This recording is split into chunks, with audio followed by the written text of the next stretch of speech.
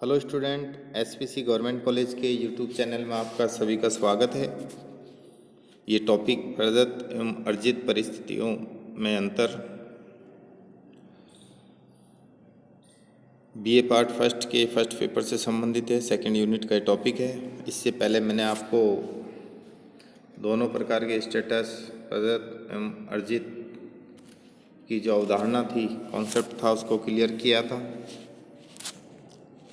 प्रदत्त जो परिस्थिति के निर्धारण के आधार भी आपको बताए थे और अर्जित परिस्थिति के निर्धारण के आधार भी आपको बता चुका हूँ पहले वाले वीडियो में। अब है प्रदत्त एवं अर्जित परिस्थितियों में अंतर। ये दोनों प्रकार की परिस्थितियों को स्पष्ट रूप से समझने के लिए इनके अंतर को समझना अति आवश्यक है। उसके पश्चात ही हम दोनों उदाहरणों को काफ़ी स्पष्ट रूप में समझ पाएंगे। सर्वप्रथम जो फर्स्ट अंतर है वो इस प्रकार है, जैसा कि मैंने आपको बताया था कि प्रदत्त परिस्थिति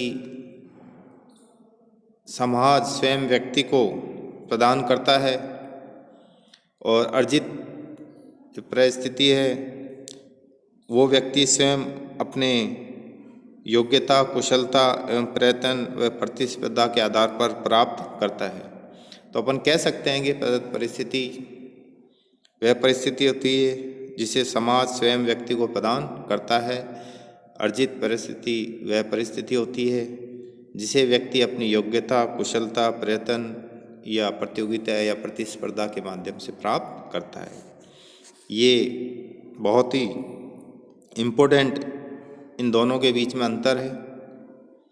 सेकंड है, प्रदत्त परिस्थितियों का स्रोत समाज की प्रथाएं हैं, जहाँ से हमें ये मिलती है। परंपराएं एवं संस्कृति आदि हैं। प्रदत्त परिस्थितियाँ हमें समाज, जैसा समाज होगा उस प्रकार की प्रदत्त परिस्थितियाँ होगी। ये मैंने आपको बताया था। भारतीय समाज पितृसत्तात्मक समाज है। यहाँ पिता की सत्ता चलती है परिवार में, लेकिन ऐसी जनजातियाँ भी, खासो नारो, ऐसी जनजातियाँ भी मैंने आपको बताई थी जिनमें मास सत्तात्मक सत्ता चलती है। इसके उदाहरण हैं भारत में गारो, खासी, नायर मास सत्तात्मक परिवार हैं, जिसमें पुरुष की सत्ता ना चलकर माता की सत्ता चलती है। तो अपन कह सकते हैं कि प्रदत्त परिस्थितियों का जो स्रोत है समाज की परंपरा, प्रथाएं व संस्कृति है। जिस प्रकार की परंपरा, प्रथाएं व संस्कृति होगी उसी प्रकार की वहाँ प्रदत्त परिस्थितियाँ देखने को मिलती है। जबकि अर्जित जो परिस्थिति का जो स्रोत है स्वयं व्यक्ति और व्यक्ति के गुण हैं। इसके पश्चात आता है थर्ड, जो इनका अंतर आता है वो इस प्रकार है। प्रदत्त परिस्थिति का निर्धारण के मैंने आपको आधार बताए थे। वो आधार जैसे जन्म है, लिंग है, आयु है, जाति है, प्रजाति है, नातेदारी, परिवार आदि के आधार पर होता है। जबकि अर्जित जो परिस्थिति है उसका निर्धारण शिक्षा के माध्यम से होता है। आय, संपत्ति, व्यवसाय, व्यक्तिगत योग्यता, कुशलता, राजनीतिक अधिकार, कलात्मक गुण, आविष्कार की क्षमता आदि के आधार पर होता है। तो अपन कह सकते हैं कि प्रदत्त परिस्थिति के निर्धारण के जो आधार हैं वो ऐसे हैं जो हमें जन्म से ही मिल जाते हैं। उसके लिए व्यक्ति को किसी प्रकार का प्रयत्न नहीं करना पड़ता। लेकिन अर्जित परिस्थिति के जो निर्धारण के आधार हैं वो व्यक्ति अपने खुद के प्रयत्नों के द्वारा, जैसे शिक्षा है, संपत्ति है, व्यवसाय है, व्यक्तिगत योग्यता है, उसकी कुशलता है, उसके प्रयत्न है, ये सब उसको खुद के प्रयासों के द्वारा ही प्राप्त होते हैं। फोर्थ इसका अंतर है, प्रदत्त परिस्थिति के आधार अपेक्षाकृत स्थायी हैं। आपने देखा होगा कि जैसे जाति है अपनी स्थायी है, जिस परिवार में अपन रहते हैं वो भी स्थायी है, नातेदारी समूह भी स्थायी है। अपन को जो प्रजाति मिली, जिस प्रकार की अपनी शारीरिक बनावट है वो भी स्थायी है, अपना जेंडर लिंग मिला वो भी स्थायी है, और जन्म जहाँ हुआ वो परिवार, वो संबंधी सब सारे संबंध स्थायी है। तो पदत्व परिस्थिति के आधार अपेक्षाकृत स्थायी हैं, उनमें परिवर्तन नहीं होता, और होता भी है तो बहुत ही कम होता देखने को मिलता है। इसलिए इसके आधार पर प्राप्त परिस्थितियां भी अपेक्षाकृत स्थायी होती है। इसी कारण पदत्व परिस्थिति के आधार जो हैं उनके आधार पर अगर हमें कोई परिस्थिति स्टेटस मिलता है तो उसमें स्थायित्व का गुण अधिक पाया जाता है। जबकि अर्जित परिस्थितियों के आधारों के परिवर्तनशील होने से अर्जित परिस्थितियां भी बदलती रहती है, क्योंकि अर्जित परिस्थिति के जो आधार हैं वो हैं शिक्षा है। शिक्षा व्यक्ति बचपन से लेके जैसे जैसे उसकी आयु बढ़ती है अपनी योग्यताओं को वो बदल सकता है। आय है, आय को भी वो निम्न वर्ग से उच्च वर्ग में जा सकता है। संपत्ति का भी संग्रहण वो कर सकता है। व्यवसाय भी अपने बदल सकता है। व्यक्तिगत योग्यता को भी बदल सकता है, अपनी कुशलता को भी बदल सकता है, और अपने राजनीतिक अधिकार को भी वो बदल सकता है। लेकिन इनके बदलने के पीछे व्यक्ति के स्वयं के गुण, उसकी योग्यता व उसके प्रयत्न हैं। इसलिए अपन ये कह सकते हैं कि जो पदत्व परिस्थिति होती है उसमें स्थायित्व अधिक पाया जाता है, लेकिन अर्जित परिस्थिति में स्थायित्व का गुण कम देखने को मिलता है। व्यक्ति अपने प्रयत्न द्वारा अर्जित परिस्थिति को बदल सकता है। फिफ्थ इसका जो अंतर है, पदत्व परिस्थितियां अनिश्चित होती है तथा उनका अधिकार क्षेत्र स्पष्ट नहीं होता। उदाहरण का मतलब ये है कि पदत्व परिस्थिति में जो हमें पद मिला है उसके अधिकार का क्षेत्र स्पष्ट नहीं होता है। जैसे उदाहरण है, पिता के अधिकारों की सीमा निर्धारित नहीं है। त्वचा की सुंदरता को अंशों में मापा नहीं जा सकता। नातेदारी से प्राप्त अधिकार एकदम स्पष्ट नहीं है, जबकि अर्जित पद अधिक निश्चित एवं स्पष्ट होते हैं। प्रत्येक पद के साथ उसके अधिकार जुड़े हुए रहते हैं और भूमिकाएं भी जुड़ी हुई होती हैं। जैसे एक जज, प्राचार्य, राष्ट्रपति के क्या अधिकार हैं, यह कानून और संविधान द्वारा स्पष्ट होते हैं।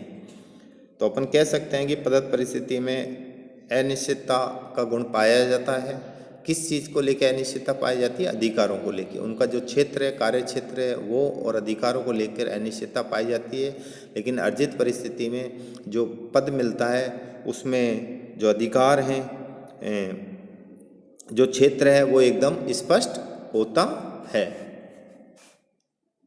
6 इसका जो आधार अंतर है, पदत्व परिस्थितियों का आदिम परंपरागत समाजों में अधिक महत्व पाया जाता है। आपने देखा होगा कि जो भी परंपरागत समाज, अपना भारतीय जो समाज है, उसमें परंपरागत समाज के भी गुण पाए जाते हैं और आधुनिक समाज के भी गुण पाए जाते हैं। जो भारतीय समाज एक तरह से मिश्रित समाज है, मतलब दोनों अपनी खुद की परंपराओं को लेके भी वो चल रहा है और समय के अनुसार आधुनिकता के जो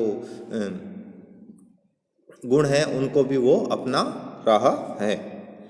तो पदत्व परिस्थिति का आदिम परंपरागत समाजों से अधिक महत्व पाया जाता है पदत्व परिस्थिति में, क्योंकि वहाँ प्रथाएं एवं परंपराओं का अधिक प्रभाव होता है। इसके विपरीत अर्जित परिस्थिति का आधुनिक समाज में अधिक महत्व है, क्योंकि आजकल व्यक्ति का मूल्यांकन उसके गुण द्वारा होता है।